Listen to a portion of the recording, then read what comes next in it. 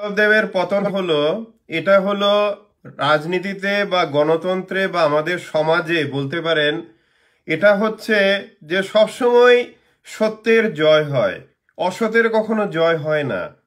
সত্য যতই সময় লাগুক, কষ্ট হোক, সত্যের জয় হোক। আমি দেখুন পলিটিক্সে নেই, কিন্তু আমি বলতে পারি অনেক সৎ লোক আছেন পলিটিক্সে, অনেক সৎ লোক আছেন। মানিক সরকার একজন সৎ লোক, প্রদ্যোৎ কিশোর দেববর্মা একজন সৎ লোক, জিতেন চৌধুরী একজন সৎ লোক। এখন অবধি ওদেরকে নিয়ে আমরা কোনো করাপশন আমরা পাইনি।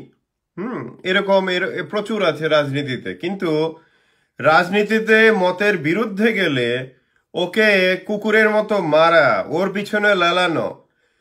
বিপ্লব দেবের যে প্রতিহিংসা এবং তার বর্বরতার নিদর্শন আমাকেও বলতে পারেন।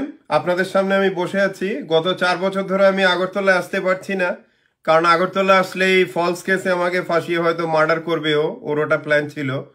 আমার বৃদ্ধ বাবা মা খুবই অসুস্থ, অনেক বছর ধরে আমি আগরতলা আসতে পারছি না, দেখাও করতে পারছি না। ও হাইকোর্টেও ফলস কেস লাগিয়েছে অনেক, তারপর এগুলো যদিও শেষ হয়েছে মোটামুটি, তারপর লুকআউট সার্কুলার, মানে কোনো চেষ্টা সে বাকি রাখেনি আমাকে আগরতলায় টেনে এনে সেই বাদল চৌধুরীর মতো কারোদের ঢোকানো বা হয়তো মার্ডার করে দেওয়া। তো বিপ্লব দেব মনে রাখবেন, ও যতই ভোলা ভালা কথা বলুক, ভুলভাল বকুক, যতই সে অভিনয় করুক, কিন্তু সে অ্যাকচুয়ালি হচ্ছে একজন hardcore criminal, very hardcore criminal.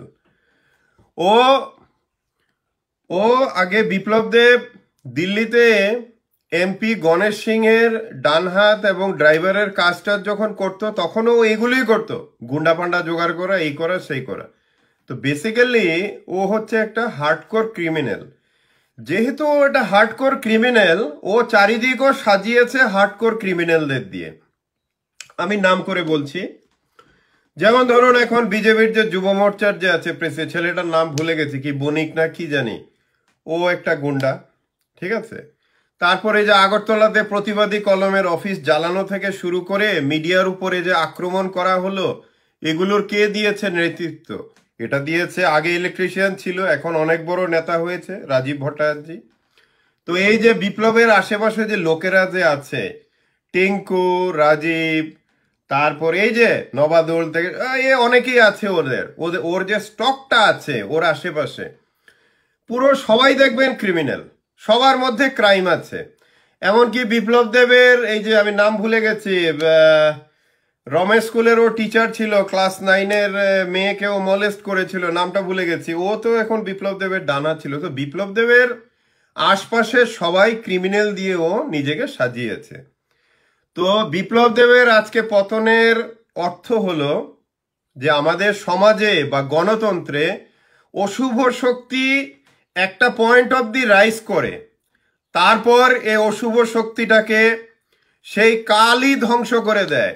কালের কারণেই তারা ধ্বংস হয়ে যায়, চূড়ান্ত ধ্বংস হয়ে যায়।